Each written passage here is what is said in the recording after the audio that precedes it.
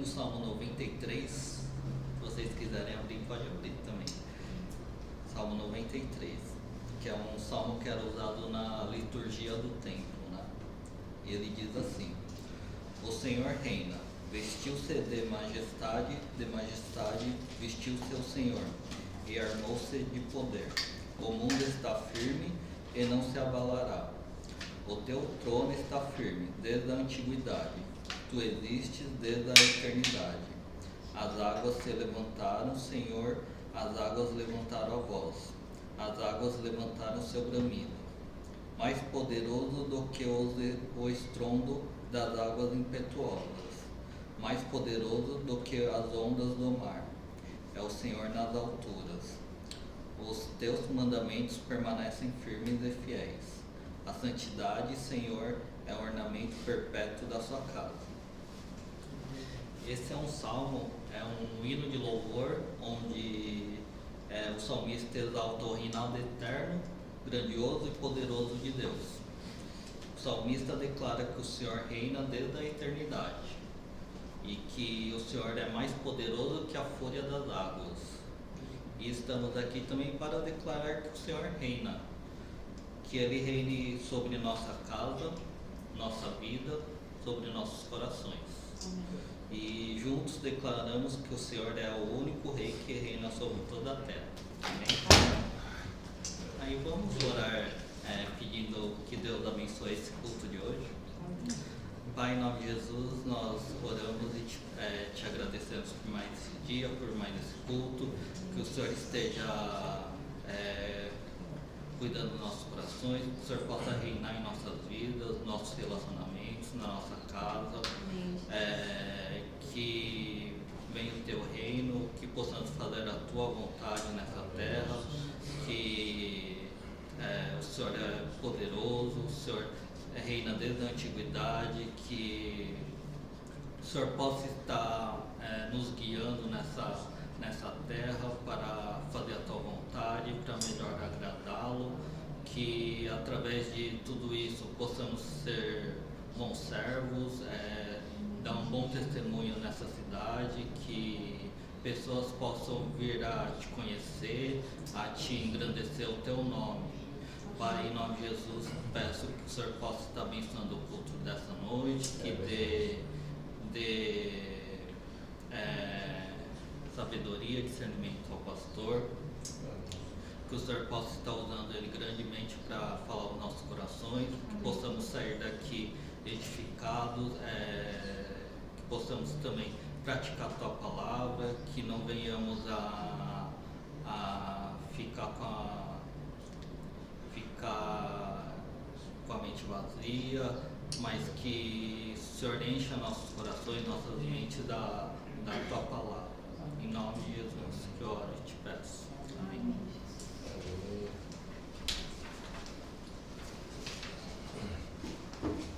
Amém, querido. Graça e paz para todos. Eu queria convidar vocês a abrirem a sua Bíblia no livro de Êxodo, capítulo 18. Nós vamos ler do versículo 13 até o versículo de número 27. Né? Então, Êxodo, capítulo 18, é o segundo livro da Bíblia, do versículo 13 até o versículo de número 27. Ok? Todo mundo já achou? Okay. Muito bem, queridos. Antes de nós começarmos a ler esse texto e começarmos a ministrar, né, aquilo que Deus quer falar ao nosso coração nessa noite, eu queria primeiramente trazer um aviso, né, acerca da questão do coronavírus. Né? Eu sei que nós estamos vivenciando um tempo onde o número de infecção tem crescido bastante, né? E a gente tem visto isso nos jornais, né, na internet, em todos os lugares onde é propagada informação aqui no Japão. E obviamente que nós, como já havia acabado o estado de emergência, né, nós voltamos novamente a ter culto presencial, mas obviamente com todo o cuidado, né? A gente tem mantido a distância, nós estamos pedindo para as pessoas usarem máscara, lá embaixo as pessoas também estão usando também o álcool gel, né? Evitamos também ter um contato físico, né? Porque já é uma tendência natural de nós latino-americanos, né? Abraçar, apertar a mão, se beijar também. E é importante que a gente siga todos esses protocolos até para poder prevenir, né? E evitar realmente qualquer possibilidade de contágio. Óbvio que a gente não, mesmo fazendo tudo isso, nós não temos garantias, né? De 100% que nós não vamos ser contaminados de alguma maneira, mas é importante nós seguirmos porque com certeza isso diminui, né, o risco, né? Então, o nosso desejo, né, é realmente assim realizarmos, por mais que você esteja observando, né, que eu estou pregando sem a máscara, né, mas há uma distância, né, que é necessária, por isso que a gente não usa máscara para quem vai estar ministrando, né?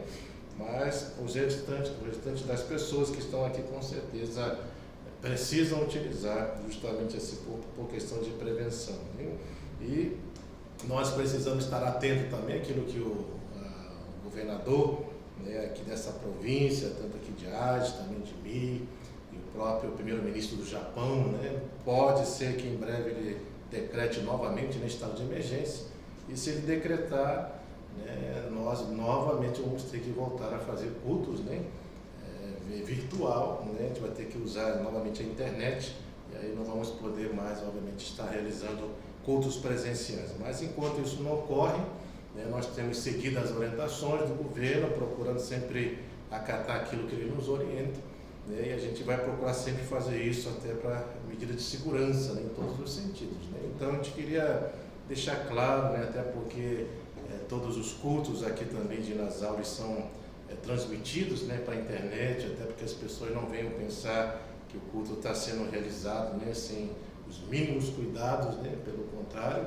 tudo está sendo realizado, tudo está sendo seguido, né, com todo o cuidado possível, né, nesse sentido, né, e que a gente possa se cuidar, né, nesse sentido, procurar evitar, né, obviamente, eu sei que para nós é difícil, né, evitar a questão de estar sempre perto de outras pessoas, mas se for possível, né, você ficar em casa, se for possível você manter essa distância, se for possível realmente você fazer isso é importante para todo esse processo, né? Mas que Deus cuide de nós, cuide do Japão, que Deus dê sabedoria, né, aos governantes, né, para que eles possam realmente ter toda a direção necessária para poder conduzir essa nação, né, e o seu povo, para que a gente possa também sermos ministrados e abençoados também por esse governo que tem se preocupado muito, né, com o seu povo, né? Então que Deus abençoe, né? Então é somente uma palavra de orientação e que a gente possa continuar ainda tomando todos os cuidados possíveis, ok? Então vamos lá, nós vamos ler o texto aí de Êxodo capítulo 18, a partir do versículo 13 até o versículo de número 27, esse é um texto bem conhecido, né? Nós vamos ver uma conversa entre Moisés, né? Nós já conhecemos Moisés, e também o seu sogro, que se chama Jetro, né? E nós vamos ver aqui ensinamentos preciosos e importantes que nós como cristãos devemos realmente estar atentos a perceber a tudo isso e acima de tudo procurar vivenciar, praticar, porque com certeza tudo isso aqui vai nos ajudar a realmente a vivermos de uma forma mais saudável, de uma forma realmente que agrade ao Senhor e pode nos evitar, né, de realmente a gente ter consequências por tomada de decisões equivocadas, né? Então nós vamos aprender muitas coisas que Deus possa estar ministrando ao meu, ao seu coração, você que está nos assistindo também, que o Senhor possa estar falando com você também, né? Que Deus abençoe. Vamos ler então Êxodo capítulo 18, a partir do versículo 13, vai acompanhando comigo, fala assim: no dia seguinte, assentou-se Moisés para julgar o povo, e o povo estava em pé diante de Moisés, desde a manhã até o pôr do sol. Vendo, pois, o sogro de Moisés tudo o que ele fazia ao povo, disse: que é isto que fazes ao povo? Por que te assentas só e todo o povo está em pé diante de ti, desde a manhã até o pôr do sol? Respondeu Moisés, seu sogro: é porque o povo me vem a mim para consultar a Deus. Quando tem alguma questão, vem a mim para que eu julgue entre um e outro, e lhes declare os estatutos de Deus e as suas leis. O sogro de Moisés, porém, lhe disse: não é bom o que fazes. Sem dúvida desfalecerá tanto tu como este povo que está contigo, pois isto é pesado demais para ti, tu só não podes fazer. Ouve, pois, as minhas palavras, e eu te aconselharei. E Deus seja contigo. Representa o povo perante Deus e leva as suas causas a Deus. Ensina-lhes os estatutos e as leis, e faz saber o caminho em que devem andar e a obra que devem fazer. Procura dentre o povo homens capazes, temente a Deus, homens de verdades, que aborreçam a avareza. Põe sobre eles por chefe de 1000, chefe de 100, chefe de 50 e chefes de 10, para que julguem este povo em todo o tempo. Toda a causa grave trarão a ti, mas toda a causa pequena eles mesmos julgarão. E será assim mais fácil para ti, e eles levarão a carga contigo. Se isto fizeres, e assim Deus te mandar, poderás então suportar, e assim também todo este povo tornará em paz ao seu lugar. Moisés atendeu às palavras de seu sogro e fez tudo o que lhe disseram. Escolheu Moisés homens capazes de todo Israel, e os constituiu por cabeça sobre o povo, chefe de 1000, chefe de 100, chefe de 50, chefe de 10. E estes julgaram o povo em todo o tempo, e a causa grave trouxeram a Moisés, e toda a causa simples julgaram eles. Então se despediu Moisés do seu sogro, e este se foi para a sua terra. Vamos orar. Deus, em nome de Jesus, nós queremos pedir a tua bênção, a tua graça, Pai, sobre as nossas vidas, e clamamos ao Senhor, para que o Senhor possa nos ensinar coisas preciosas em ti, através, ó Pai, da tua palavra. Por isso, fala conosco, fala com aqueles que estão nos assistindo também nesta hora. Ministra essa palavra ao nosso coração, que essa palavra possa ser uma palavra de reflexão, uma palavra onde nós possamos sondar a forma como nós estamos agindo, a forma como nós estamos vivendo, e que o Senhor nos ajude, Pai, realmente a andar e a caminhar de uma forma saudável, Pai. Por isso, ministra, abençoa, opera, mova nesse sentido para a honra e glória do teu santo nome, que eu clamo e peço a ti. Em nome de Jesus, amém. Bom, antes de nós começarmos, nós precisamos sempre, ao estudarmos a palavra de Deus, conhecer o contexto, né? E aqui nós já sabemos, né, que Jetro, que é sogro de Moisés, soube de tudo aquilo que Deus havia feito ao seu povo, né? Ou seja, libertando o povo de Moisés, o povo hebreu, da escravidão do Egito. Ele ficou sabendo também das pragas, das maravilhas que Deus operou para ver esse povo livre. E Moisés, obviamente, é a pessoa que Deus levantou para cumprir com essa tarefa junto com Arão e libertar o seu povo. Então, aqui já dentro desse contexto, o povo já saiu do Egito, depois de uma escravidão de mais ou menos 400 anos, eles já estão livres, eles estão indo rumo à terra de Canaã, que é a terra prometida, e aí Jetro, né, traz a sua filha, que no caso é a esposa de Moisés, também os seus netos, né, para perto da pessoa de Moisés. E ali então eles começam, a gente vai ver nos versículos anteriores a esse que nós lemos, eles começam a ter um momento de comunhão, eles começam a conversar, Moisés começa a declarar tudo aquilo que Deus fez, Jetro se alegra com toda a obra, né, maravilhosa que Deus operou no seu povo, e está ali, justamente se alegrando, está ali em comunhão, né, com o seu genro, né? Genro não, seu sogro, é genro, né? Seu genro, né? E aí está ali comemorando, feliz, alegre, em família, e de repente no dia seguinte ele observa essas coisas que nós lemos a partir do versículo 13. Ele começa a fazer uma análise daquilo que Moisés faz no seu dia a dia, e ele começa então a trazer algumas orientações a Moisés acerca daquilo que ele viu. Então é dentro desses aconselhamentos que Jetro vai começar a ministrar aqui que nós precisamos nos deter nesta hora e realmente estar atento ao que ele vai estar ensinando para Moisés, para que a gente também faça essas reflexões e analise a forma como nós estamos lidando também com problemas semelhantes. Então veja, a primeira coisa que Jetro orienta para Moisés está aí no versículo 13 e versículo 18. Vamos ler, vai falar assim, ó, versículo 13. No dia seguinte, assentou-se Moisés para julgar o povo, e o povo estava em pé diante de Moisés, desde a manhã até o pôr do sol. Veja só, Moisés está sozinho, Moisés está julgando o povo, lembrando que não é um povo pequeno, né? Alguns historiadores creem que são 6 milhões de pessoas que saíram do Egito, né? Então não é um povo pequeno. E a gente sabe, né, que basta ter uma pessoa para começar a ter problema. Agora imagina milhões, né? Imagina a quantidade de problema que Moisés não devia ter para resolver, né, nesse sentido. Então a gente vê que Moisés está ali julgando essas causas.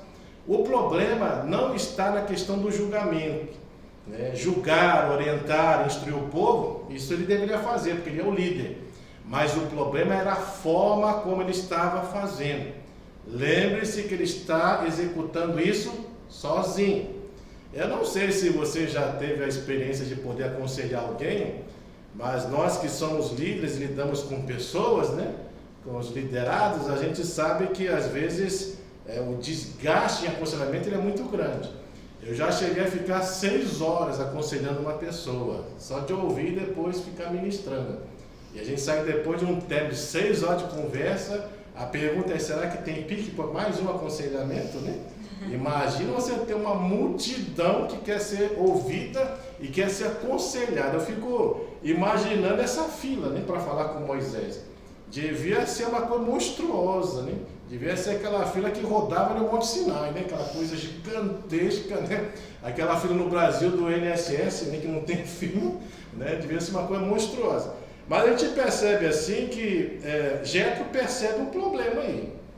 Jetro percebe que ele está sozinho, fazendo isso. E aí, olha só o versículo 18 que ele vai falar. Olha o problema de executar algo assim. Sem dúvida desfalecerá, tanto tu como este povo que está contigo. Pois isto é o quê? Pesado demais para ti. Tu só não podes fazer.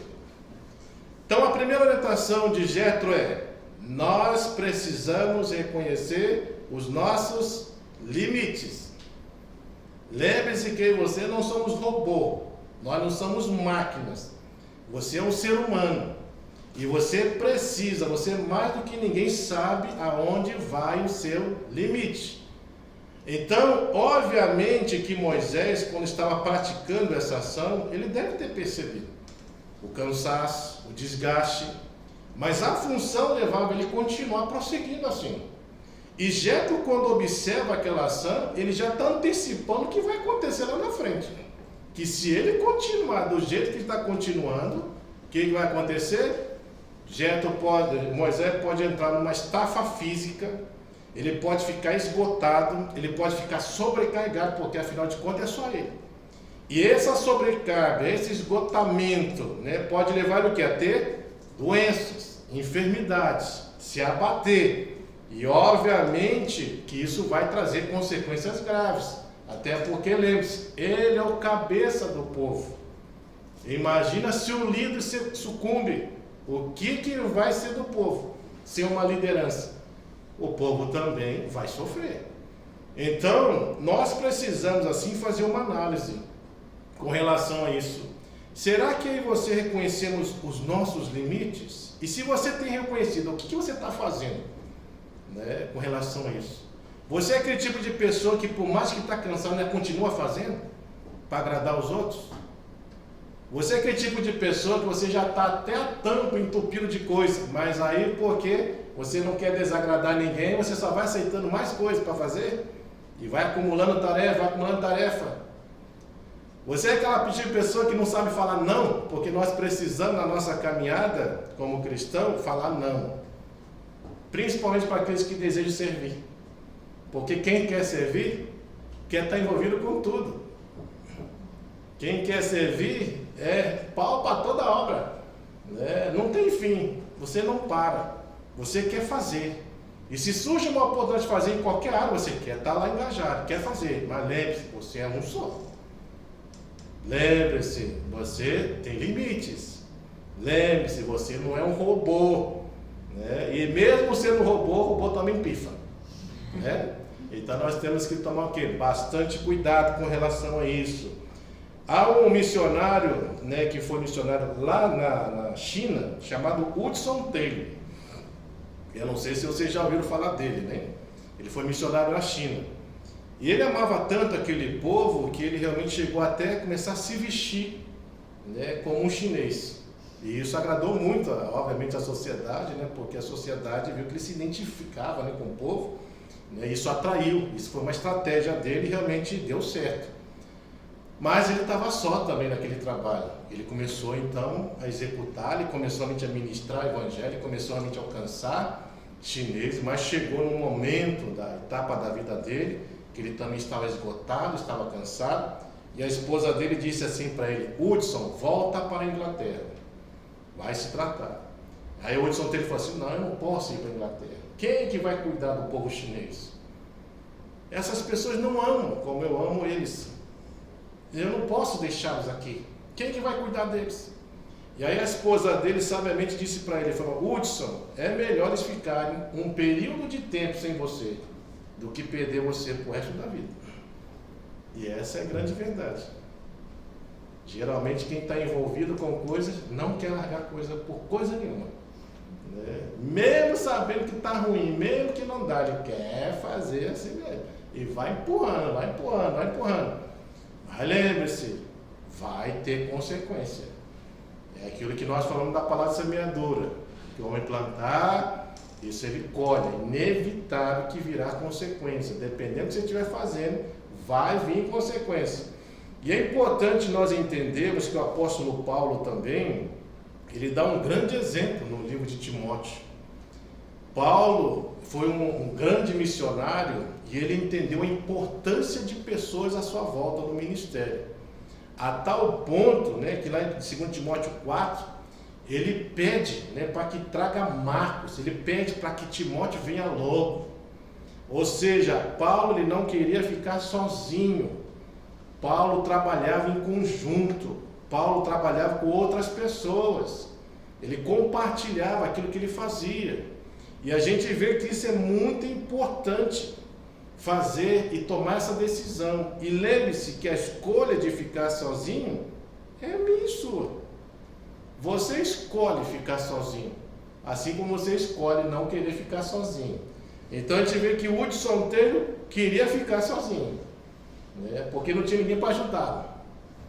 Paulo já não. Paulo não quer ficar sozinho, ele quer ter outras pessoas. Está certo que o Hudson Taylor ele não está sozinho porque quer, né? É porque ele não tinha pessoas que se identificavam com o ministério dele e estavam dispostas a caminhar junto com ele. É por isso que ele se sentia só nesse sentido, né? Inclusive tinha pessoas que até se levantavam contra ele, por ele ter se vestido como um chinês, por ele ter amarrado o cabelo, né, prendido também como um chinês, e as pessoas se levantavam contra ele. Mesmo ele fazendo a obra na China, mesmo ele sendo um grande missionário lá, as pessoas já se levantavam. E eram pessoas que eram do mesmo grupo dele, né, que era conhecido dele. Então a gente vê que essa ação, então, nós vemos que Jetro, ele observa claramente essa ação, e ele então começa a ministrar para Moisés: se você continuar dessa forma, você vai sucumbir, o povo vai sucumbir. Você precisa reconhecer o seu limite. Você precisa entender que você não está lidando com uma pessoa, é milhões de pessoas que estão sob a sua liderança. Você sozinho não tem como comandar isso e fazer dessa forma. Então a primeira coisa que Jetro faz é isso: levar Moisés a reconhecer. Isso é importante porque à medida que a pessoa reconhece, pode haver mudança. Mas se a pessoa não querer reconhecer isso, não vai haver mudança. Essa é a grande verdade. Então a pessoa precisa reconhecer que realmente isso que ela está fazendo é um problema. E ainda tem um outro problema em cima disso. Líderes têm uma tendência terrível de não quererem serem confrontados, principalmente com relação a coisas que estão fazendo de uma forma errada. Não querem, porque eles acham que isso pode de alguma forma ou outra, né, macular o seu ministério, né? Isso vai ser algo desonroso, né, para ele, né, ter que reconhecer que o que está fazendo está errado. Mas a grande verdade é, né, que realmente quando nós encontramos líderes humildes, líderes que reconhecem, né, de fato eu errei mesmo, eu estou equivocado, eu preciso mudar. Esse aí é um bom líder. esse aí tem um bom futuro na sua frente, porque realmente reconhece, e esse reconhecimento mostra o quê? Dependência de Deus. Reconhece que sozinho de fato não pode fazer nada, né? Então nós precisamos realmente tomar esse cuidado para não cairmos nesse sentido. Por isso, se a gente não reconhecer nossos limites, nós vamos ficar sobrecarregados, vamos ficar esgotados, nós vamos, por causa de começar a ter doenças, isso vai agravar a nossa vida e o pior, vai atrapalhar aquilo que nós estamos fazendo no reino. Então nós temos que tomar cuidado.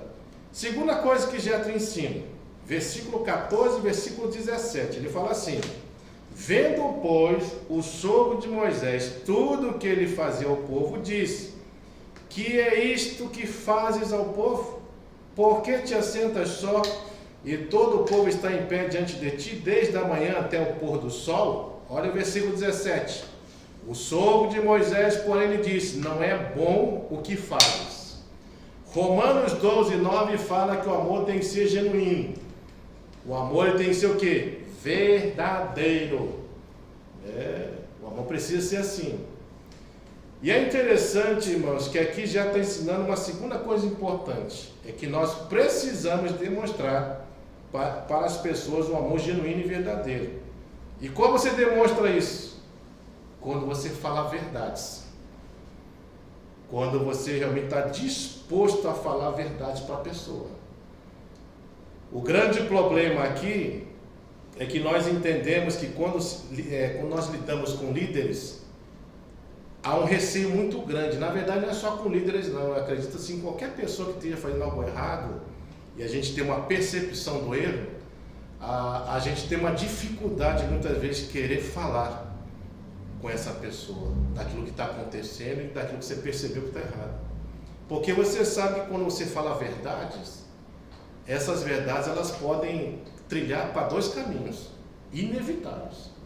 Ou a pessoa vai ser humilde, vai reconhecer, né, e vai mudar a ação dela, e vai ficar aí, tá certo, pode até ter ficado chateado com você, mas ela vai reconhecer, não, realmente é verdade o que você está falando. Mas também tem um outro extremo. A pessoa pode ficar brava com você, com raiva de você, quebrar um relacionamento com você e se afastar de você. E eu acredito assim que esse segundo extremo que leva muitas pessoas a não falarem a verdade. Não falam, porque ficam com medo das consequências que essa verdade pode trazer. Aí se omitem. Mas lembre-se que se omitir não é demonstrar amor verdadeiro. Porque eu pergunto para vocês, quando um pai vê o filho errando, o pai fica quieto? Para falar a verdade para o filho, que ele está equivocado? Ele não fica quieto, ele vai falar. E vai falar por quê? Porque ama. E Deus é assim, Deus corrige a quem ama. Essa é o verdadeiro sinal característico de quem ama. Fala a verdade, porque quer o bem da pessoa. Então nós precisamos aprender isso. Agora, o fato é, nós temos também que estar preparados, porque nem todo mundo vai querer ouvir verdades. E ao falar a verdade, também você tem que estar preparado também para o quê? Não só falar, mas também aprender a ouvir verdades, né? Porque às vezes tem gente que só gosta de falar, né? Para os outros, né? Mas não gosta de ouvir que ela está errada. O outro está errado, mas eu não, né? Então a gente tem que estar pronto para falar verdades e temos que estar dispostos também a ouvir verdades. Agora a pergunta é, como é que Deus faz isso? Usando pessoas. Deus vai usar pessoas para fazer isso. A gente vê com o próprio Davi, né, lá em 1 Samuel, capítulo 11, 12, quando Davi peca, comete adultério, né, trabalha aí para matar o marido de Betseba, né, infelizmente ele faz isso, quer dizer, são dois pecados que levariam ele à morte, literalmente, no Velho Testamento. Adultério levaria à morte, homicídio também levaria à morte. E o profeta Natan se levanta, vai até lá, e ele tem ousadia para ministrar uma história para Davi.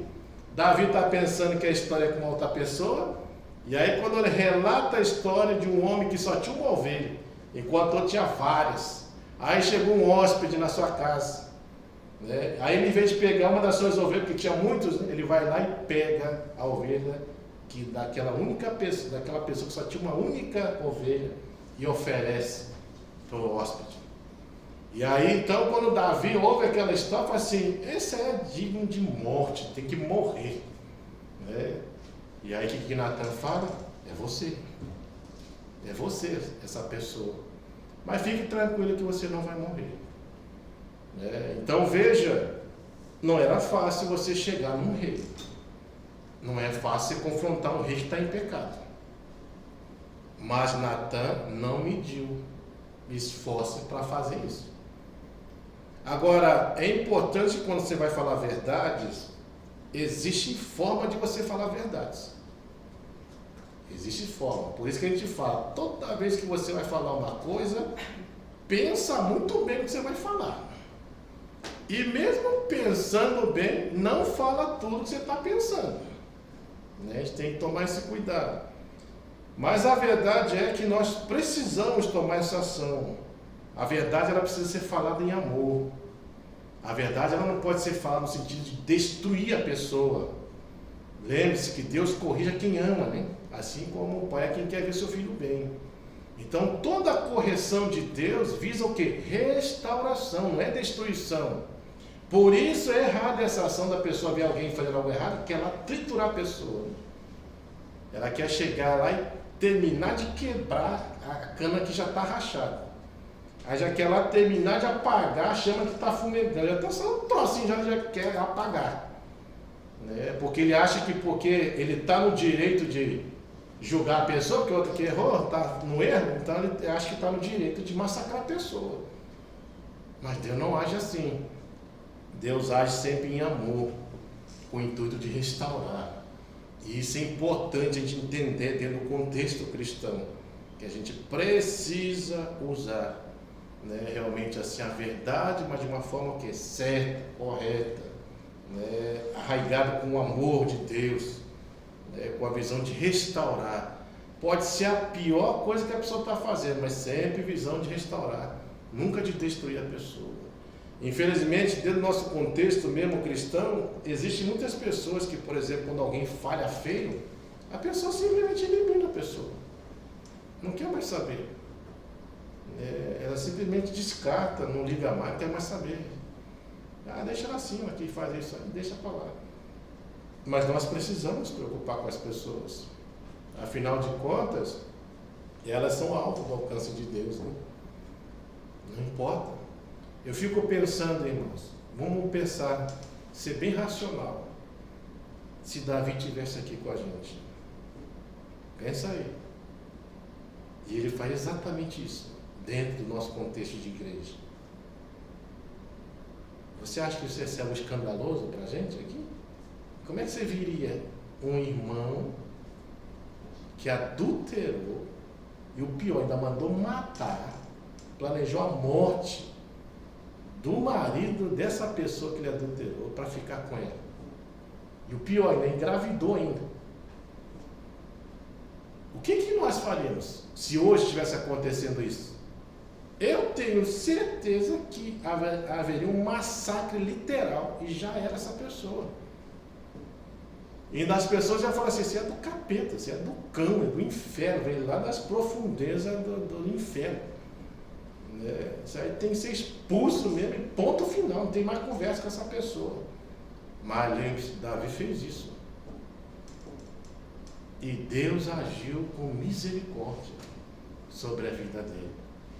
Se olha para a vida de Cristo, olha quanta desgraça Jesus passou. Quanto sofrimento, quanta angústia. E ainda chega lá na cruz e Jesus ainda é capaz de falar, Deus, perdoa porque não sabe o que fazem. E ainda Jesus disse lá na oração do Getsemane, João 17, que ele oraria por aqueles que haveriam de vir ainda. Aí a pergunta é, você acha que dentro daquelas pessoas que apontaram com Cristo, fizeram tantas aquelas coisas, você acha que nenhuma daquelas pessoas se converteram ao Senhor? Está cheio de casos, né, que a gente vê hoje, né, pessoas que pegaram o próprio apóstolo Paulo, né, é um grande exemplo, né, perseguia a igreja, consentia na morte dos cristãos, arrancava os crentes das casas, arrancava da sinagoga, mandava os crentes blasfemarem contra Deus. Deus não alcançou ele. E olha o grande missionário que ele foi. Né? Então nós precisamos demonstrar para as pessoas esse amor genuíno, verdadeiro. Nós temos que ter ousadia de falar, mas saber falar em amor, né? Ter sempre essa perspectiva, né? De aprender não só a falar a verdade, mas estar disposto também a ouvir verdades. Quão bom será na comunidade, na igreja num todo, né? Quando a comunidade entende isso, né? Quão saudável será no dia que alguém vir nos corrigir e a gente assumir, realmente o que você está falando é verdade mesmo. Eu estou equivocado no que eu estou fazendo. Assumir, reconhecer, graças a Deus, Davi reconheceu. Davi mudou. Né? E também Moisés também reconheceu. Né? Vamos lá. Terceira coisa, além de nós reconhecermos nossos limites, além de nós demonstrarmos para a pessoa um amor genuíno, verdadeiro, e aí aprender tanto falar a verdade, mas falar a verdade de forma certa e também estar disposto a ouvir verdades. A terceira coisa é o versículo 15 e 16. Olha aí que está falando. Respondeu Moisés a seu sogro: é porque o povo vem a mim para consultar a Deus. Quando tem alguma questão, vem a mim para que eu julgue entre um e outro e lhes declare os estatutos de Deus e as suas leis.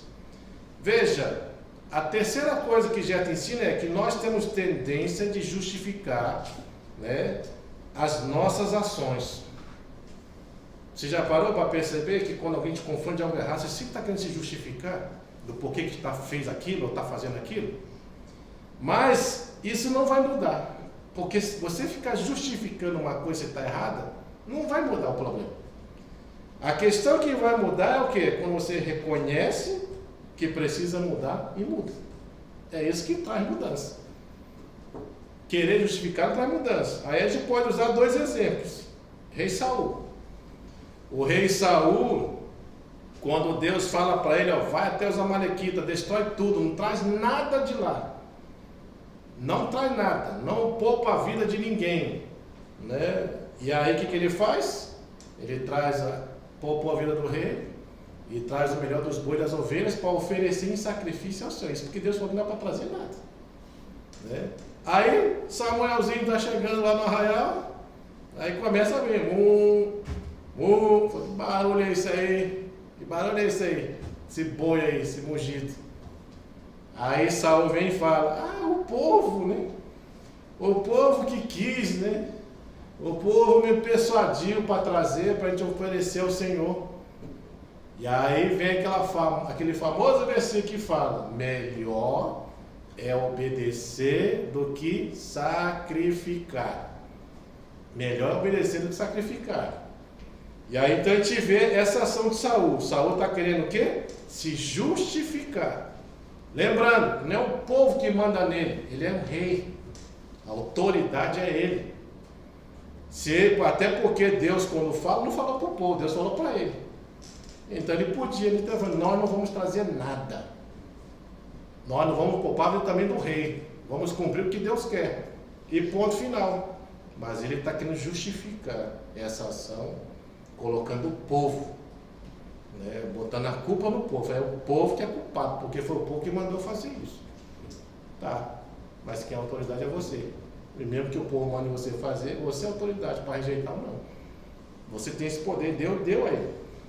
Então, ele se justifica. Então, justificar não muda nada, porque justificar só mostra que você vai continuando alimentando essa ideia do que você fez. Não vai mudar. Agora, o que muda? Quando você reconhece. É o que Davi fez. Davi, depois que ele confessa o pecado dele, ele assume e fala assim: eu pequei contra Deus. Você não vai ver mais Davi cometendo aquilo lá que ele cometeu, não. A gente vai ver claramente que aquilo serviu de lição para ele, de uma tal forma que você não verá nas escrituras mais nenhuma parte falando acerca de que Davi pecou de novo nesse sentido. Não, ele aprendeu, ele reconheceu, ele se colocou diante de Deus, ele assumiu o erro dele, né? E óbvio que ele pagou um preço muito alto, né? Por causa do pecado dele. Então ele sofreu bastante, principalmente com relação aos seus filhos, né? Não vou falar aqui porque é muita coisa, né?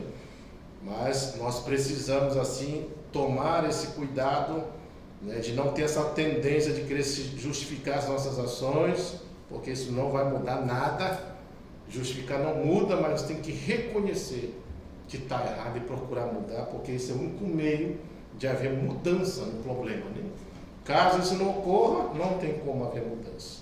Outra coisa que nós vemos, versículo 19 e 20, ele fala assim: ouve, pois, as minhas palavras e eu te aconselharei. E Deus seja contigo, representa o povo perante a Deus e leva as suas causas a Deus. Ensina-lhes os estatutos e as leis, faz saber o caminho em que devem andar e a obra que devem fazer. Sabe o que Jetro ensina para Moisés? Foi: Moisés, em vez de você ficar aí sozinho julgando o povo, ensina a palavra para o povo, instrui o povo, para que o povo saiba o que fazer. E isso é importante, porque a ação em si resolve o problema, né? Você imagina, se o povo está sendo instruído, e se o povo agora tem discernimento para discernir o que deve ser feito quando surge um problema assim, então é óbvio que ele não vai ficar precisando ir buscar alguém para tentar saber o que tem que fazer. É o que acontece muito, né? Você vai ver em muitas áreas de aconselhamento. Por que as pessoas buscam aconselhamento? Porque elas não sabem o que fazem, não sabem o que fazer. E geralmente essa questão de não saber o que fazer está relacionada a quê? A falta de conhecimento. Não sabe o que a Bíblia fala acerca daquilo.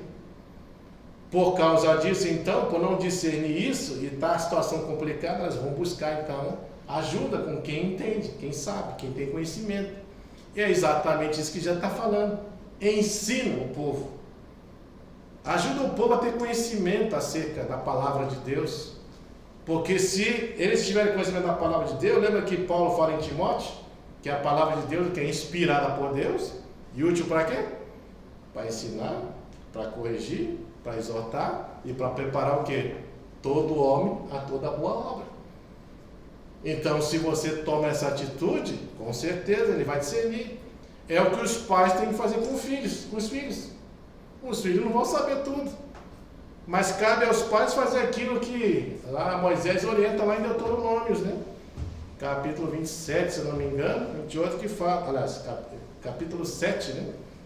A partir do versículo 6 que ele fala: olha, no caminhar, no andar, no deitar, no levantar.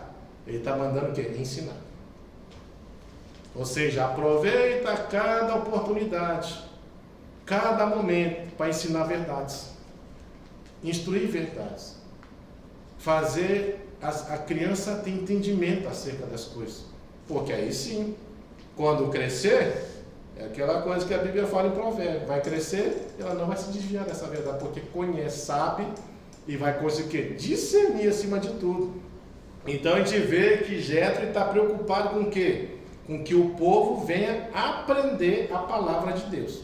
Se aprender a palavra, vai ter conhecimento. Se tem conhecimento, começa a ter discernimento. E se tiver discernimento, vai saber o que fazer. Então esse é o caminho que ele está ensinando. Aí 21 a 23, ele fala assim: procura dentre o povo homens capazes, temente a Deus, homens de verdade que aborrecem a avareza. Põe sobre eles por chefe de 1000, de 100, de 50, de 10, para que julgue este povo em todo tempo. Toda causa grave trarão a ti, mas toda causa pequena eles mesmos julgarão, e será assim mais fácil para ti, e eles levarão a carga contigo. Se isto fizerem, e assim Deus tu mandar, poderás então suportar, e assim também todo este povo tornará em paz ao seu lugar. Sabe, outra coisa que já te ensina para Moisés é: nós devemos aprender a dividir as nossas tarefas um com os outros para não ficarmos sobrecarregados. É isso que ele está ensinando. Ele está mostrando a importância de se dividir tarefas, a importância de você não fazer nada sozinho. E há uma coisa aqui interessante aqui, nessa perspectiva, porque veja que os grupos são de quê? De 1000, que mais aí está falando? 1000? De 100, é 500 também, não é? 50. 50, né? Então vamos lá, 1000, 100, 50, 10. Sabe qual é a perspectiva disso aqui que ele está falando? Ele está falando assim, ó, forma grupo de 10 aqui, põe um chefe. Forma grupo de 50, põe um chefe. Um líder, no caso, né? Forma um grupo de 100, põe um líder. E forma um grupo de 1000, põe um líder. Aí o que acontece? Causa simples, chefe de 10 resolve. Se o chefe de 10 não resolver, passa para o chefe de 50. Se o chefe de 50 não conseguir, passa para o de 100. E o de 100 não conseguiu, passa para o de 1000. E aí se o 1000 não conseguir, aí vai para Moisés. Porque realmente tem coisa que é assim mesmo. Tem coisa que não precisa chegar no líder. Né? Por exemplo, você vai lá perguntar, está na igreja, aí vai ter que chegar e perguntar, pastor, pode comprar papel higiênico? Tem que chegar lá, tomar o tempo do pastor para perguntar se tem que comprar papel higiênico. Se está faltando, não precisa nem perguntar, nem pode perguntar um irmão qualquer, ou ele mesmo comprar, não precisa chegar lá, nesse ponto, né? Eu posso limpar aqui o vidro que está sujo? Está sujo, né? Tem que limpar, né? Eu posso catar o lixo que está no chão? Pode. Então tem coisas assim que não tem necessidade de você ir até o líder para perguntar, porque aí é uma questão óbvia, e a questão que pessoas que estão abaixo do líder podem resolver tranquilamente, não tem problema nenhum. Aí o que acontece? Aí evita de se gastar tempo nesse sentido com o líder e deixar o tempo ali para o líder resolver outras coisas, né? Que tenha mais dificuldade. É isso que o Jé está ensinando. E esse aqui é importante fazer. É importante. Na estrutura da família, você vai ver lá, né, que os pais precisam fazer isso. Eu falo, fulano, Kennedy, você é responsável pela cozinha. Né? Já faz. Já faz, já? Você é responsável pela cozinha. Né? Ó, Kelly, no banheiro, viu? E aí vai. Aí vai determinando coisa. Aí você não precisa ficar falando. Quem que é o responsável? É o Kevin. E na área da louça? É o Kennedy. Qualquer coisa que envolver louça é Kennedy. Kennedy é responsável. Ô Kennedy, onde que põe aqui o prato? Pergunta para o Kennedy, ele que sabe, ele tem que saber. Essa é a área dele. Né? E esse aqui, esse lixo aqui, o Kevin, está aqui sujo aqui na cestinha, joga onde? Ele tem que saber. Qual é o produto que eu uso para limpar? Ele tem que saber. Ele é o responsável. Percebe a questão assim que já está ensinando para Moisés? Mas ele está ensinando exatamente isso. Você precisa delegar tarefa para as pessoas. Um líder assim, ele precisa estar atento a essa ação, né? Porque infelizmente hoje a gente fala assim que tem aquele líder maestro, né? Já viu o líder maestro? Ele faz tudo, ele que está na recepção recebendo a pessoa, né? Aí daqui a pouco ele sai de lá, ele que está lá tocando louvor, é ele que sai com o gasofilácio lá para recolher a oferta dos irmãos, aí ele que ora pela oferta, aí daqui a pouco termina, ele que ministra, né, a oração para a oferta, aí começa a pregação, ele que prega, aí ele que ora depois, ele que chama a pessoa para frente, ele que intercede para as pessoas que estão lá, ele que encerra, que dá a bênção apostólica, que sai, ele que cumprimenta o povo para ir embora, e ele faz tudo sozinho. É o líder maestro, né? Mas o certo é o quê? É colocar pessoas específicas, até porque a Bíblia fala que nós somos dons espirituais, nós somos um corpo só, mas temos que muitos membros, né? Interligados no corpo. Então é óbvio, se tem muitos membros, você quer dizer que Deus colocou cada membro ali disposto no corpo a exercer a sua função, e cada um tem que fazer a sua função. Isso quer dizer que não é para um fazer tudo. Nós precisamos dividir tarefas, isso é muito importante, né? Fazer essa divisão de tarefas. Vamos lá, né? A gente tem uma coisa que é importante nessa questão de dividir tarefas, né? Que a gente tem que tomar muito cuidado, que às vezes, principalmente pessoas que são líderes, né? Tem líderes que não querem dividir tarefa porque ele não quer perder a sua posição. Por exemplo, vamos supor que a pessoa prega melhor que você, aí você não dá oportunidade à pessoa que está pregando melhor que você, porque você fica com medo da pessoa ser mais reconhecida que você, que é o líder, né? E coisa parecida. Ou talvez a pessoa exerça uma função muito melhor que você, aí você fica com medo de perder a sua posição por causa daquela pessoa. Aí o que você faz? Você elimina a pessoa. Você simplesmente elimina, para não ser pego tropeço para você no ministério. Mas nós temos que tomar cuidado com essa ação, porque a gente vê no exemplo do próprio Davi, a gente vê que o pai, quando Samuel vai ungir um rei na casa de Jessé, que é o pai de Davi, você vai ver que Jessé traz todos os filhos. Não traz? Não. é? Traz? Não. Não. Então, sobrou um, né? Um ficou lá no campo, que era Davi, que é pastor de ovelhas. Mas esse já foi rejeitado na hora.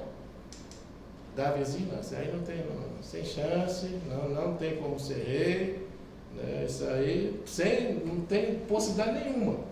Então a gente vê claramente que às vezes esse aí que você está rejeitando é esse aí que Deus vai usar.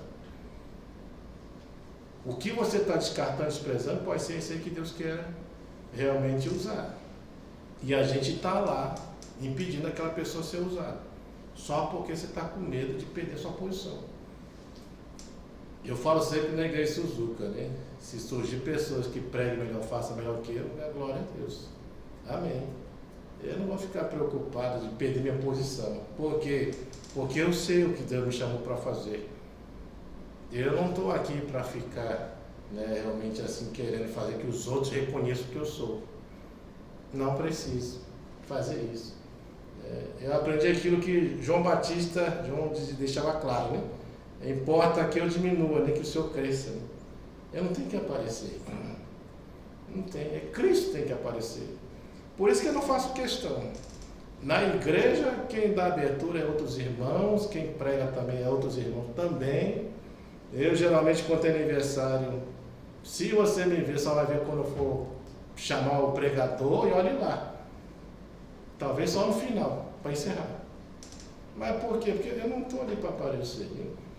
Eu lembro que quando veio o Hernando Dias Lopes, lá em Suzuka, teve um rapaz lá de, não sei se era de Nagano, se eu não me engano, e óbvio, ele sabia que quem era responsável de Suzuka era eu, né?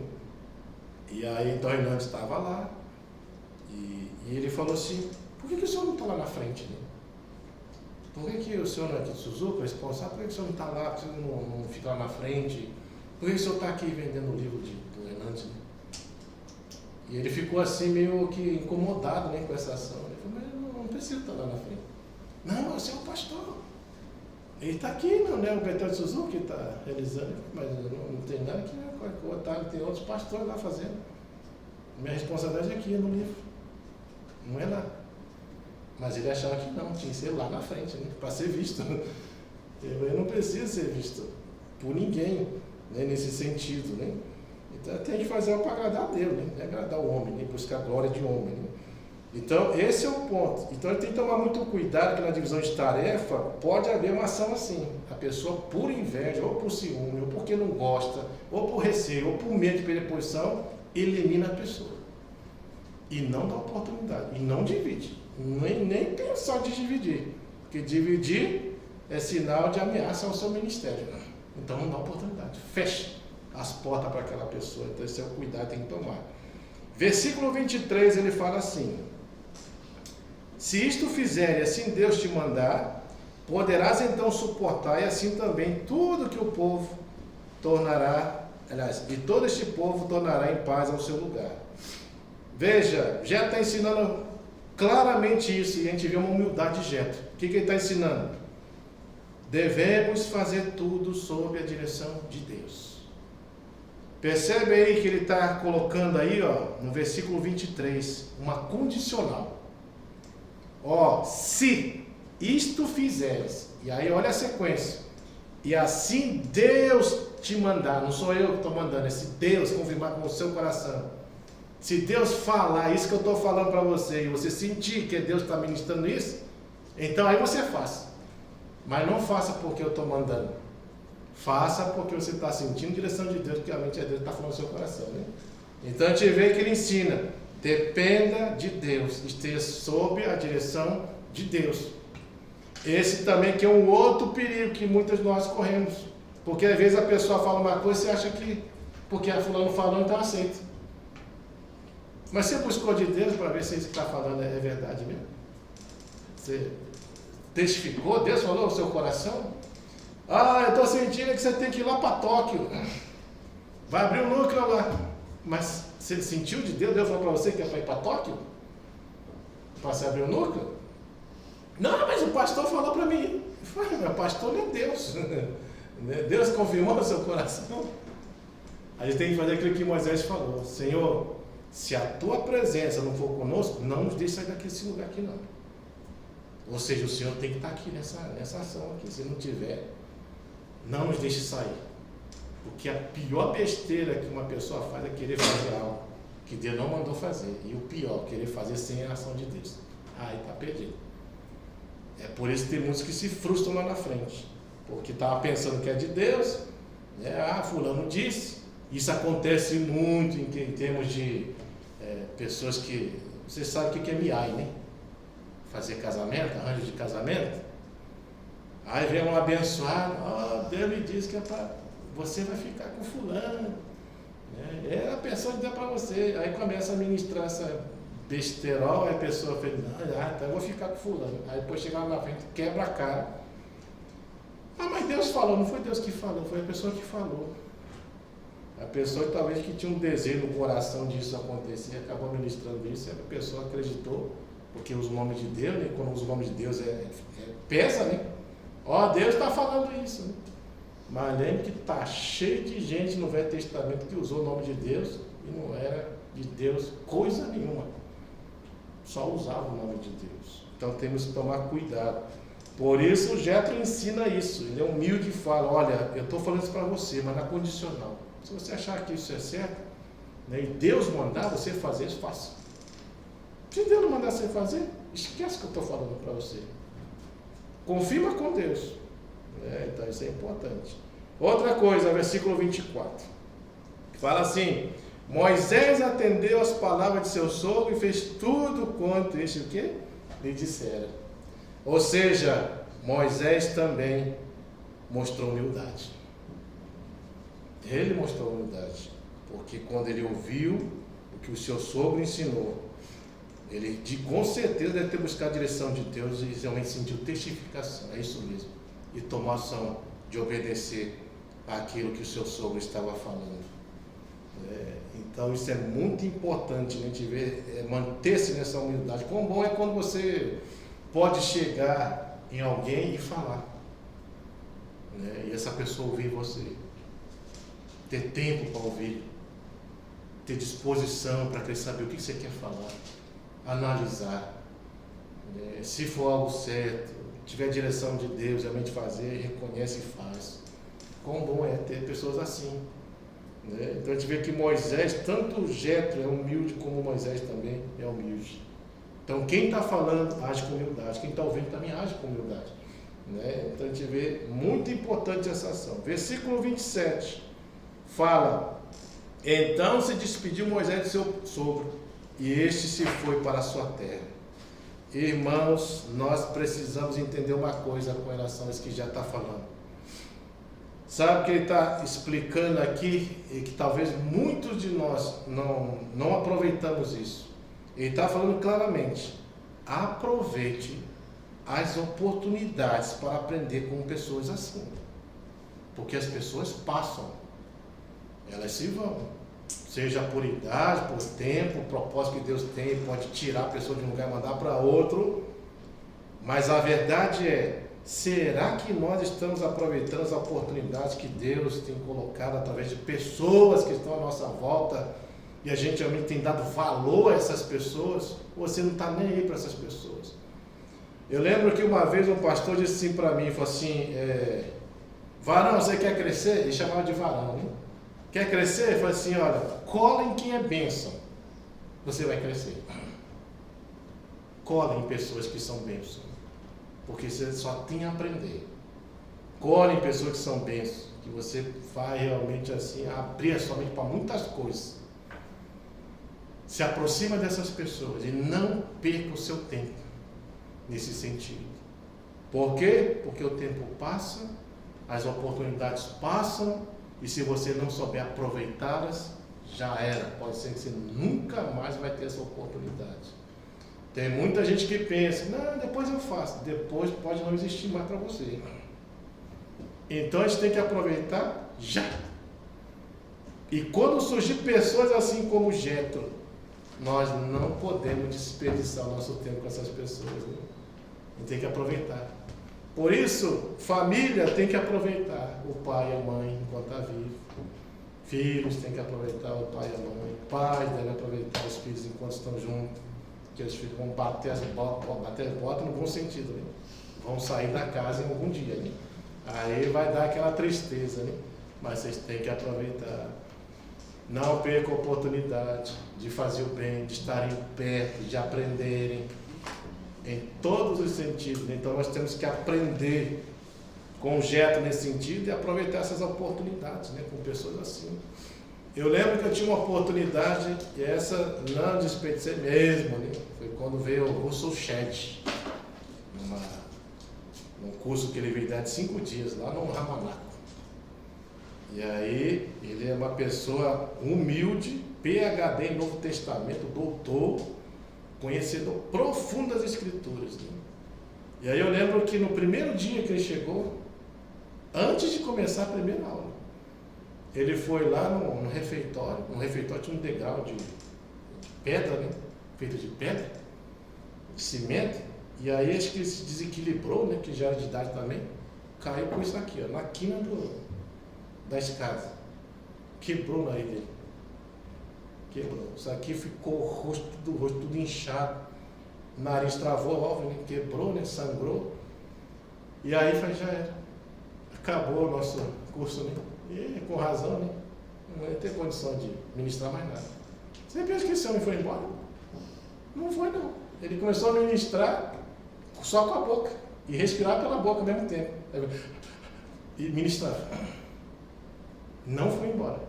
E aí eu lembro que ele estava descansando lá na hora do QQ. E eu tinha um monte de dúvida, né? Eu falei assim, o quê? Eu vou lá, ninguém está lá, né? Eu fui lá.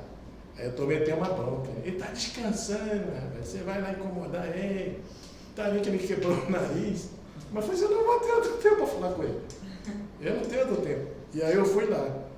Aí eu cheguei lá, ele humildemente falou assim, o que você quer? Eu falei assim, eu tinha um monte para perguntar para o senhor. Senta aqui. Com aquele nariz, a voz fonha, né? Nariz entupido. E aí chegou assim, o que você quer perguntar? Aí eu comecei a perguntar, fiz a primeira pergunta. Aí ele falou assim, eu não sei. Essa dúvida sua é a mesma minha. Eu não sei te responder. Qual é a segunda pergunta? Aí eu fiquei pensando assim, falei, meu Deus, o cara é PhD, doutor em Novo Testamento. E olha a humildade dele, né? Eu fiz uma pergunta para ele, ele foi humilde em falar, eu não sei a resposta. É a mesma dúvida que eu tenho. Então eu vejo assim que realmente, né, pessoas assim só têm a aprender mesmo. Talvez ele com o PhD ele ia querer tentar trazer a melhor resposta, é encher linguiça, né? Virar a Bíblia assim, isso aí é isso aqui, aí me atirar, metralhar com um monte de texto, versículo, falar, tá isso, né? Não ia entender coisa nenhuma, mas ele está falando, né? Está falado, né? Ia ficar por isso mesmo. Mas não, ele sempre falou, não sei te responder. Se eu souber um dia, eu te aviso. Mas hoje já está na glória, né? Mas é muito humilde, né? Nesse ponto. E aí então nós temos que aprender com essas pessoas. Então aproveite, irmãos. Não perca oportunidades que você tem para fazer o bem, para aprender com pessoas que são bênçãos, né? Aproveite mesmo o tempo. E aí o resultado de tudo isso, a gente vê, depois de tudo isso que Jetro ensinou, olha os resultados desses ensinamentos. Número 1, Moisés agora tinha outras pessoas para ajudar nessa tarefa, isso não deixaria mais ele sobrecarregado. Você já começou a primeira vez. Segundo, os problemas poderiam serem julgados mais rápidos e isso evitaria deles se agravarem. Porque tem isso, problemas que não são resolvidos logo, tem a tendência a aumentar. Vai virar um problemaço lá na frente se você deixar. Então, isso evitaria de acontecer. 3, isso ajudou no desenvolvimento também do ministério de Moisés e também permitiu que outros também tivessem a oportunidade de desenvolverem também seu ministério. E 4, foi bênção para todo mundo. Isso que Jetro ensinou. Então a gente vê de que tudo isso que Jetro tem ensinado, ministrado através desse texto, deve obviamente nos levar a refletir, a pensar acerca de todas as coisas que envolvem a nossa vida, as problemáticas do dia a dia, e que tudo isso que Jétro falou através desse texto possa nos ajudar a termos uma orientação adequada e certa para poder realmente a gente sair de situações assim. Então, que Deus abençoe, né, a vida de cada um de vocês, que nós possamos colocar em prática, né, tudo isso, né, que o Senhor continue a nos orientar, nos ensinar nesse sentido. Amém? Então, Deus abençoe e vamos orar ao Senhor.